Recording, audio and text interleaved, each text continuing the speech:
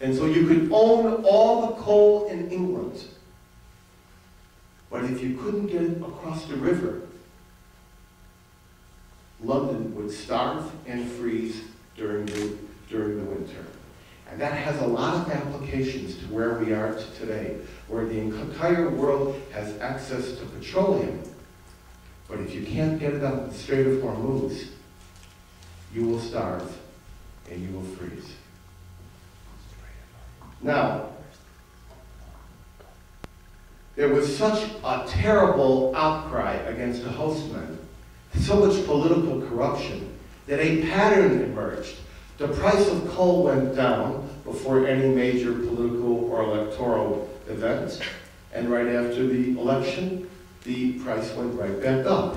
And it was up and down in a pattern that was later mimicked by Rockefeller in his criminal activity when he developed the international cartel for Standard Oil. Eventually, the people who were doing coal had a need to pump out the water from the coal pits, which were drowning many of their coal miners. And they developed a great big machine. Does anybody know the name of that machine? Anybody know what was the name of the machine that pumped out the water from the coal pits? Cornish pump. Cornish pump, you mean the steam engine? Yeah. Steam engine, correct. And eventually, they put the steam engine on wheels, and what they make? Locomotive. And that all came from coal. And then they developed trains. And trains changed mankind forever for a number of reasons. First of all, it opened up the land interiors. You didn't have to move everything up and down by barge. And contrary to common belief, civilization was not based upon the wheel, civilization was based upon the riverboat. It opened up vast tracts of land in Africa, in Europe, in America, in Latin America. All of a sudden, they had access to the hinterlands. And they had something else. They had speed.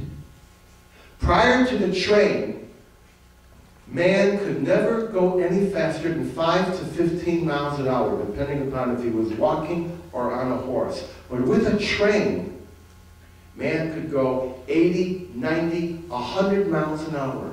It was a completely new sensation that was actually neurological in its impact.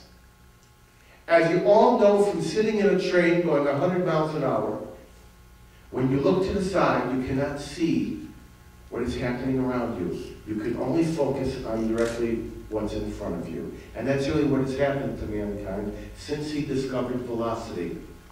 He's got to get there faster, he can only see where he's going, and he cannot see what is to the left and to the right.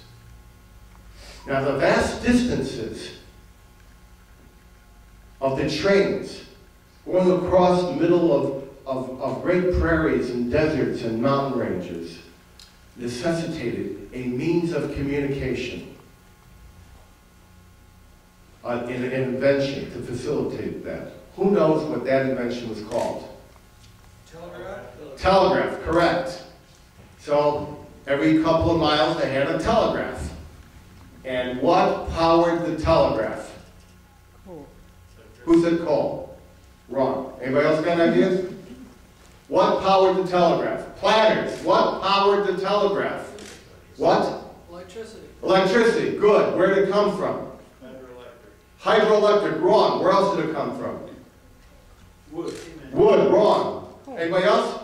Hand generation or foot generation? Coal. Not really. Batteries. Coal. Batteries.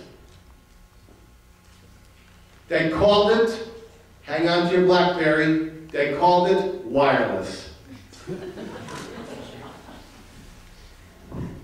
Just got mine yesterday. They called it wireless.